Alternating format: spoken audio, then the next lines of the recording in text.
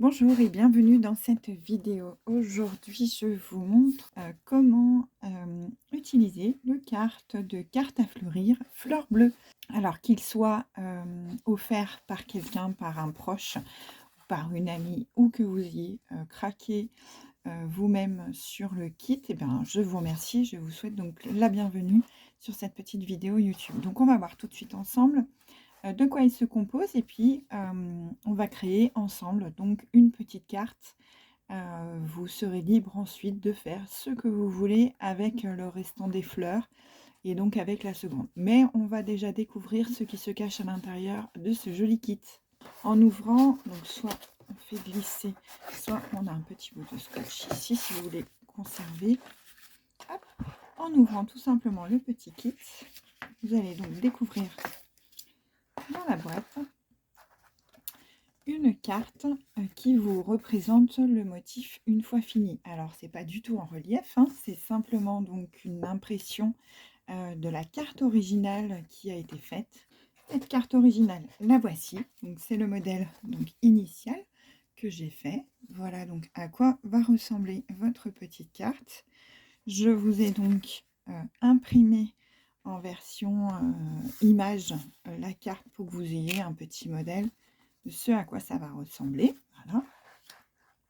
Vous allez avoir également deux enveloppes dans les tons bleus pour pouvoir les expédier si vous le souhaitez. Et à l'intérieur, on aura donc deux cartes en papier recyclé, donc déjà imprimées avec des petites fleurs bleues, des petites feuilles. Voilà, imprimées sur mon papier, donc fait main dans mon atelier. Donc c'est un papier qui a des irrégularités, hein, vous le verrez, qui n'est pas parfait parce que c'est un produit qui est fait main. Vous aurez également de quoi faire donc assez de fleurs pour fleurir deux cartes, des delphiniums et des petits hortensias blancs. Voilà. Et également un petit sachet de graines. Donc là sur ce kit, on est sur des bleuets qui viennent directement de mon jardin. Et je vous ai donc noté au dos les précautions, comment, à quelle période les semer, la période de floraison, comment on procède pour pouvoir donc avoir de jolis bleuets comme ceux que vous pouvez voir sur mes réseaux sociaux régulièrement. Je poste très souvent ces jolis bleuets que j'adore. Ils ont vraiment une couleur très très bleue, très foncée comme ça. Sur Instagram, vous les trouvez souvent dans mes stories. Voilà, donc ceux-là proviennent de ma récolte. Hein. C'est moi qui les ai ramassés. Voilà, et donc au dos de la carte que vous avez pu voir tout au début, celle-ci, je vous explique ce que votre kit comprend. Donc on va avoir bien deux cartes en papier recyclé, deux enveloppes, du delphinium et des fleurons d'hortensia, un lien vers la vidéo donc qui est ici, et un petit sachet de bleuet. Voilà.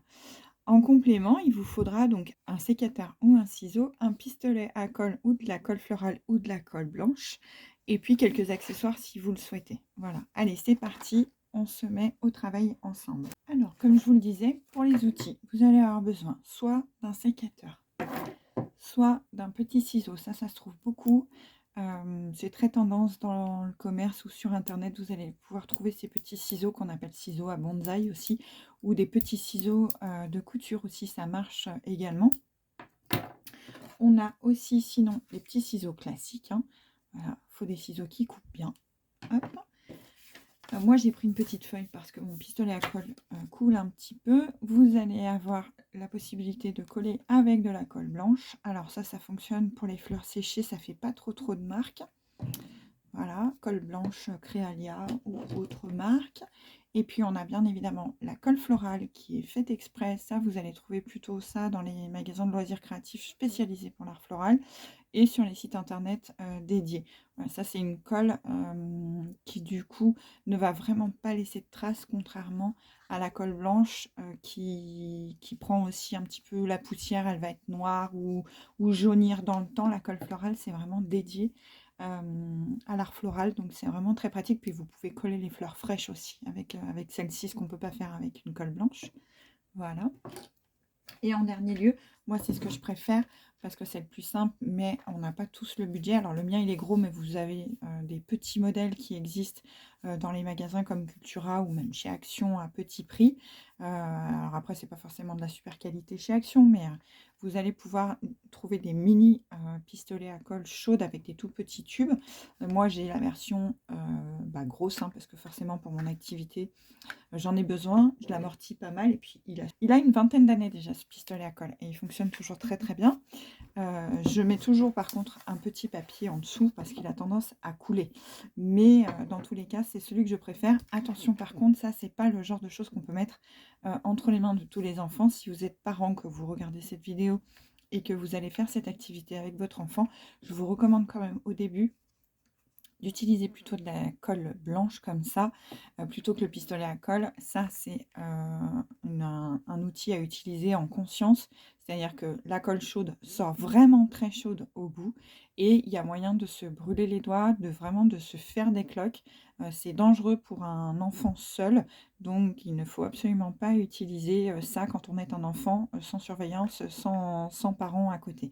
Et même nous, parents ou adultes, hein, quand on se brûle, vous allez voir que ça fait très très mal. Donc il faut vraiment faire attention à ses doigts, avoir de la biafine bien sûr à côté de soi. Et quand on se met de la colle chaude sur les doigts, il faut par précaution réagir tout de suite et frotter très très vite avant même que ça brûle pour enlever la colle que vous allez avoir sur les doigts.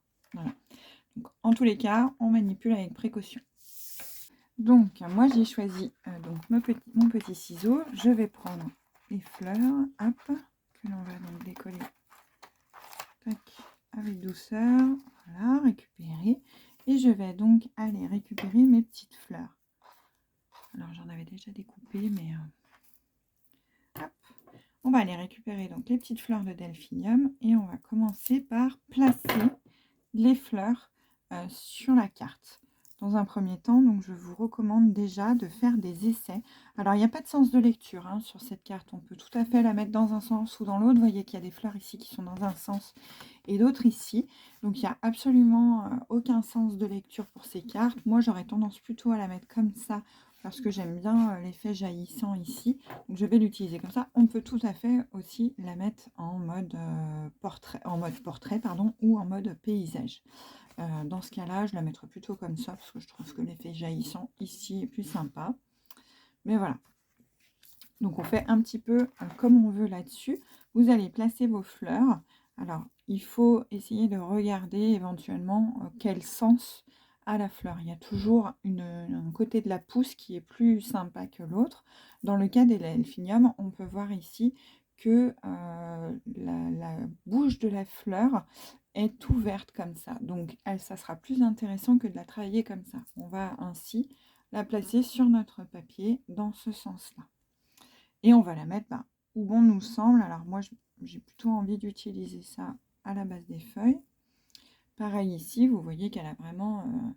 elle a eu un sens de séchage en plus. Hein, quand vous achetez des fleurs, voilà, elles ont séché d'une manière... particulière. Donc après, vous disposez vos fleurs un petit peu harmonieusement comme vous le sentez. Hop. Voilà, on va couper, donc vous coupez au ras de la tige. Hein.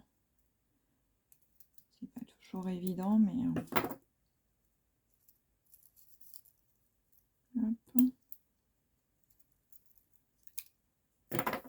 Dans mon kit que j'ai ouvert là, il n'y en a pas beaucoup, mais ne vous inquiétez pas, dans celui que vous allez recevoir, probablement, normalement, il y aura plus de fleurs. Je vous mets un petit peu de marge, là, c'était pour les photos, mais il y a ce qu'il faut pour faire au moins 2 cartes. Voilà. Hop, donc moi, je vais les disposer comme ça. J'aime bien fonctionner plutôt par chiffre impair, parce qu'au niveau de l'harmonie, en art floral, c'est plus sympa, en fait, plutôt que de travailler en symétrie, mais c'est faisable aussi. Mais moi, j'ai plutôt tendance à travailler voilà, en chiffre impair plutôt qu'en pair. Hop, je regarde dans quel sens. Ce qu'il faut, c'est en art floral, ce qu'il faut, c'est bien regarder le sens de pouce des fleurs. C'est important d'être en accord avec le végétal. Du coup, je sais pas qu'on fait pas n'importe quoi. Il y a des règles un petit peu à respecter. Et là, par exemple, je trouve que c'est pas forcément harmonieux de 3. Pourtant, si, j'ai fait à peu près comme mon modèle en plus. Parce que mon modèle était fait de la même manière, vous voyez. Je regarde un petit peu ce que j'ai fait ici. Donc là, il va être dans ce sens-là. Consciemment, vous voyez, sans vouloir reproduire exactement la même chose, j'ai fait quand même ce que j'ai fait au premier abord. Alors, moi, je mettrais ça plutôt comme ça, pour que ça fasse des petits bouquets, en fait. Voilà. Ou on peut mettre celle-ci, par exemple, ici, avec les autres. Ouais, ça peut être pas mal. On va laisser comme ça. Ensuite, on va couper les hortensias. Pareil, les hortensias, vous allez couper vraiment au ras. C'est très fragile, c'est pour ça que je vous en ai mis plus que ce qu'il n'en faut. Parce que les hortensias, vous allez voir qu'ils sont fins. Alors, vous n'aurez pas forcément dans votre vidéo exactement ceux-là. Parce que ceux-là sont très petits, donc j'ai du mal à les trouver toute l'année. C'est pour ça que je préviens, vous aurez peut-être éventuellement ceux-là qui sont un petit peu plus gros, mais qui sont très jolis aussi. Vous voyez qu'on n'est pas, en fait, on n'est pas sur la même variété à la base. Voilà, puisqu'il existe une multitude d'hortensias différents.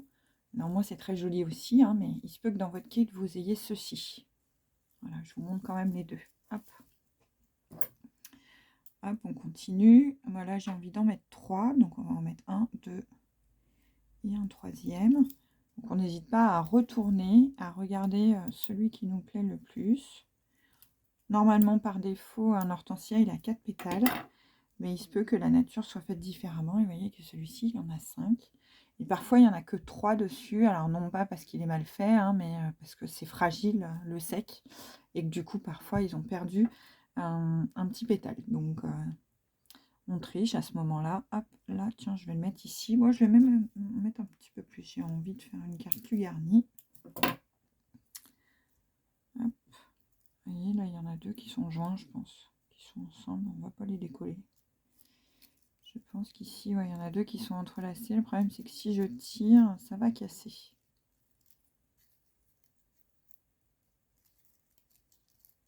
Non, c'est bon. Tac, donc je vais récupérer celui-ci que je vais mettre au par là, par exemple. Au bout de la feuille, là, ça me plaît bien. Hop, et on va mettre le dernier. Ou alors peut-être plus au milieu. Non.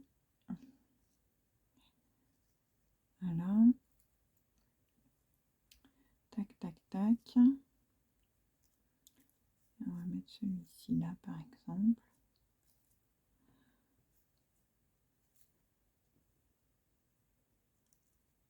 Voilà. La carterie et l'art floral comme ça sur les petites pièces. Il faut faire ça à des moments calmes. Parce que c'est très fragile, le sec. Et il vaut mieux voilà, être déjà dans un bon état d'esprit calme pour exercer ce genre de loisir, au risque sinon de gâcher la marchandise. Voilà, donc j'ai déjà ma petite carte. Si vous voulez déborder sur l'extérieur, vous le pouvez aussi. Hein. Moi, j'ai pas choisi 2, mais pourquoi pas, à la limite. Tiens, on va extérioriser certaines choses un petit peu pour remplir un petit peu plus. Voilà, je vais vous faire une version comme ça plutôt. C'est un petit peu au feeling. Hein. Hop. Et voilà pour l'instant. Voilà, maintenant je suis satisfaite de mon choix. Je vais passer à l'étape de collage. Donc, essayez de décoller une par une les petites fleurs et de les coller une à une. Alors, c'est là que du coup, il faut faire attention à ses doigts parce que je vais vous recommander de plutôt coller la fleur plutôt que coller le papier. Pourquoi? Parce que si vous le collez le papier, déjà ça va être approximatif par rapport à l'endroit où vous l'avez décollé. Et ensuite, parce qu'on risque d'en mettre beaucoup trop par rapport à la fleur. Donc, vous mettez vraiment une petite goutte. D'accord? Et vous faites attention à vos doigts si vous utilisez un pistolet à colle. Le pistolet à colle a tendance à faire des fils et c'est tout à fait normal. Donc, les fils, ça s'enlève après. Et moi, j'ai un petit outil comme ça qui me sert pour la carterie que j'ai acheté quand j'avais des cartes en 3D à faire, vous savez, des choses qui se découpent pour faire de la carterie 3D. Et j'avoue que ce petit outil est assez pratique si vous n'avez pas. Prenez un bout de crayon à papier ou voilà, quelque chose comme ça qui va vous aider à appuyer sur la fleur sans pour autant la blesser, la couper, etc. Un crayon ou même un capuchon, voilà, un stylo avec un capuchon, ça marche aussi. Donc, je vais coller toutes mes fleurs une par une en essayant de me souvenir à peu près où est-ce que je les avais mises. Hop, on n'appuie pas trop fort parce qu'encore une fois, la fleur séchée, c'est fragile. Donc, il vaut mieux faire ça doucement. Vous voyez, par exemple, il y a des petits pétales qui se décollent, ça peut arriver. Hop. On tourne son travail si besoin pour éviter de mettre ses mains sur le reste. Ouais, mais moi, ça ne m'arrange pas parce que je ne sais plus ce que j'ai fait. Des petits fils. Hop. Tac. Là, donc encore une fois, je mets un tout petit peu de colle, vraiment. Hop. Je tourne, c'est pour enlever les fils. Voilà, j'appuie doucement. Essayez de ne pas mettre vos doigts parce que ça risque d'écraser les pétales en fait et de les casser. Hop.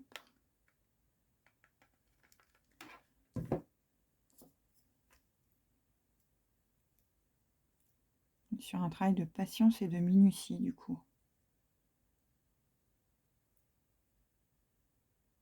Voilà. Sur l'hortensia, on peut appuyer un petit peu sur le cœur qui est un petit peu plus dur que le reste. Hop.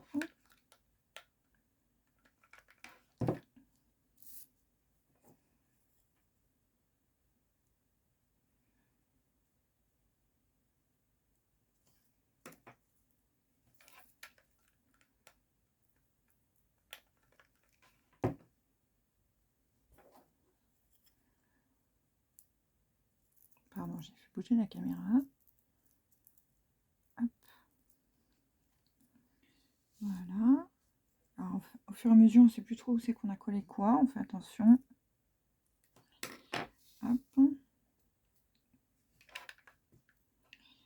Si vous avez peur de vous brûler les doigts, hop, vous pouvez également, j'ai toujours cet outil à disposition. Il faut faire attention, pareil, à la pince qu'on utilise.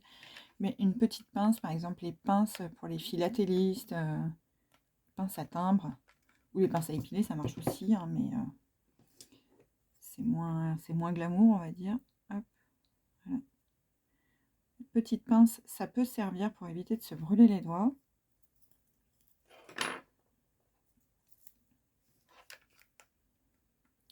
Vous n'avez pas besoin de coller l'intégralité de votre fleur, hein. Vous mettez juste un petit point de colle là où la fleur va rentrer en contact avec le papier, c'est-à-dire en règle générale au niveau du pédoncule.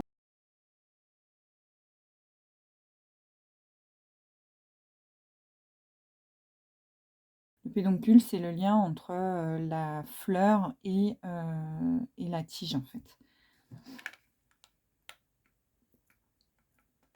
C'est la toute petite partie qui va être proche de la fleur.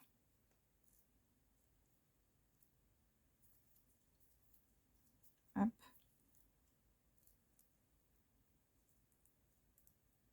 Voilà. Et la dernière, on va la mettre ici.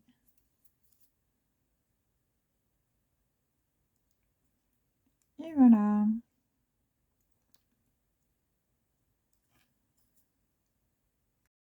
Voilà, on a donc réalisé notre petite carte. Donc soit vous la gardez à la maison pour l'afficher, la mettre dans un sous-verre aussi également. Vous pouvez mettre ça dans un cadre. À partir du moment où on a bien aplati quand même certaines fleurs, ça peut passer, hein, en herbier par exemple. Ça peut être très joli dans un cadre en verre. Comme les cadres en laiton qu'on fait beaucoup maintenant. Vous allez pouvoir l'envoyer aussi si vous le souhaitez. Vous avez donc une petite enveloppe qui est jointe avec pour l'insérer à l'intérieur. Alors je vous recommanderais plutôt de joindre cette enveloppe encore dans un autre emballage pour éviter durant le transport avec la poste qu'elle ne soit pliée, mouillée, etc. hein, parce que c'est un papier qui est donc recyclé, fait main dans mon atelier, donc qui se comporte un petit peu comme un papier buvard. S'il prend l'eau, il va fondre, hein, tout simplement. Voilà. Que vous dire de plus? Que vous pouvez également rajouter, si vous le souhaitez, des petits embellissements. Vous pouvez rajouter du texte. Alors là, on ne l'a pas prévu sur celle-ci, mais il est tout à fait possible de fleurir qu'une seule partie, vraiment le milieu, et puis d'ajouter un bonne fête maman ou un bon anniversaire, par exemple, ici, et puis de l'envoyer, d'écrire votre message au dos et de l'envoyer pour une fête, un anniversaire, voilà, ce que vous souhaitez, un bonjour, un je t'aime, etc. De la joindre à un cadeau, bien évidemment. Et puis, vous avez tout plein de masking tape qui peuvent vous aider également à embellir vos cartes. Alors, sur celle-ci, elle est quand même beaucoup illustrée, mais rien n'empêche de rajouter des petites choses si vous le souhaitez. Des petites étoiles, ou faire du scrapbooking avec, hein. Je sais qu'il y en a qui combinent le scrapbooking et les fleurs séchées, donc c'est tout à fait faisable. Voilà, donc vous allez pouvoir aussi utiliser des petites perforatrices comme ça. Là, on est en hiver, donc j'ai à proximité mon petit flocon, mais vous pouvez tout à fait couper en plus les cartes avec d'autres motifs, hein, pour ajourer, pourquoi pas, votre carte. Ça peut être joli dans le coin, par exemple, rajouter un petit ruban ou voilà, avoir une petite forme de flocon ici, une petite forme là. Encore une fois, bon là ça se prête pas parce que je vous ai fait un modèle fleur bleue, mais pourquoi pas, ça peut être un petit cœur, ça peut être ce que vous voulez, quelque chose qui embellit un petit peu votre carte. Voilà pour les petites idées. On peut évidemment utiliser aussi les tampons. Je vous ai pas sorti tous les modèles que j'ai, mais vous pouvez aussi combiner tampons et fleurs séchées et embellissement, embossage, etc. Libre à vous donc de créer des jolies choses. N'hésitez pas à me taguer sur vos vidéos pour me montrer vos belles réalisations, ou sur vos réalisations tout simplement sur les réseaux sociaux, sur Instagram ou sur Facebook. Et puis je vous donne rendez-vous sur les réseaux si vous le souhaitez pour d'autres tutos ou avec d'autres kits, voilà, qui vont bientôt sortir. En tout cas, celui-ci est le premier. J'espère qu'il vous plaira et que vous avez passé un bon moment. N'hésitez pas à m'envoyer par mail vos questions si besoin. Je vous souhaite une belle journée ou soirée, où que vous soyez. Bonne journée!